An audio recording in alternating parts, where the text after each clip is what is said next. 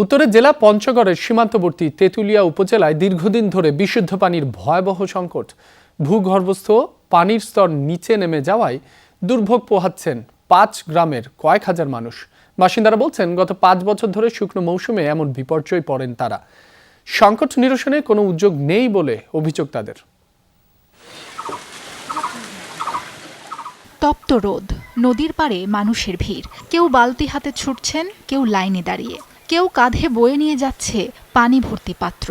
পানি সংগ্রহের এই লড়াই নতুন নয়, তবে দিন দিন তা হয়ে উঠছে আরও কঠিন। পঞ্চগড়ের তেঁতুলিয়ার কয়েকটি গ্রামে দীর্ঘদিন ধরে দেখা দিয়েছে তীব্র পানি সংকট। বাসিন্দারা বলছেন, গত ৫ বছর ধরে শুকনো মৌসুমে খাবার পানি থেকে শুরু করে দৈনন্দিন পানির চাহিদা মেটাতে হিমশিম খাচ্ছেন। আগে পানি সবসময় থাকতো, ভারতে ওই যে বন্ধ করে দিছে একটা ইয়া দিয়ে, সুইচ গেট দিয়ে, ওখানে ২৭টা গেট করছে সুইচ গেট দিয়ে। এখন নদীর পানি আমাদের দিকে নেই, যাও কিছু আছে ওই একবারে ভারতের দিকে চলে গেছে। আজকে ৫-৬ বছর ধরে ওনাদেরকে জিনিসটা জানাচ্ছি, কিন্তু বলতেছে বরাদ্দ আসলে করে দিব, সাবমার্সিবল বসাই দিব বরাদ্দ আসলে, কিন্তু এই পর্যন্ত বরাদ্দ নেই, সাবমার্সিবল নেই, আমরা এই কষ্টই পোহাচ্ছি।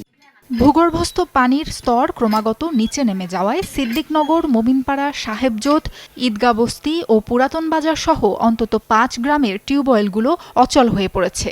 এলাকাবাসীর শেষ ভরসা হয়ে উঠেছে সীমান্তের মহানন্দা নদীর পাশে থাকা এই একটি টিউবওয়েল। সকালে আসে, লাইন ধরতে হয়, ধরুন যে ২-৩ ঘন্টা লাগে যায় লাইন ধরে পানি নিতে। নদীতে পানি না থাকলে আমাদের টিউবওয়েলেও পানি ওঠে না। এই নদী এটা বন্ধ, মানে পানি বন্ধ থাকার কারণে আমাদের পুরো গ্রামটাই পানি শূন্য হয়ে গেছে। এই পাশে 150, এই পাশে 150, 300 লোক পানি নাই দেখে এই সিরিয়াল ধরে পানি টিউবওয়েল থেকে, নদীর থেকে নেওয়া লাগে। একটা টিউবওয়েল গাছে আমরা তো অভিযোগ দিতে আসি মেম্বারকে, চেয়ারম্যানকে, অথবা মেম্বারও গুরুত্ব দেয় না, চেয়ারম্যানও গুরুত্ব দেয় না।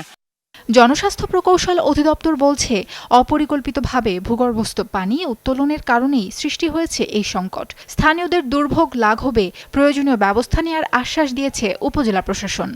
আমাদের এখানে যেটা শ্যালো টিউবওয়েল, আমাদের এখানে ডিপ টিউবওয়েল খুব কম হয়, যারা আপনার হচ্ছে যে পাথরের কারণে বরাদ্দ পাইলে আমাদের তেঁতুলিয়া যে অঞ্চলগুলোতে পানির স্বল্পতা বা আপনার হচ্ছে যে পানি লেয়ার নিচে নেমে গেছে, সেগুলো থেকে আমরা দ্রুত আমরা হচ্ছে যে রিকভার করতে পারবো এবং আমরা হচ্ছে আপনার নিরাপদ পানি সরবরাহ করতে পারবো। তারা পাম্প দিয়ে নেয়, আমরা চেষ্টা করবো যে ওনাদের জন্য কিছুটা হলেও রিলিফ আমরা দিতে পারি।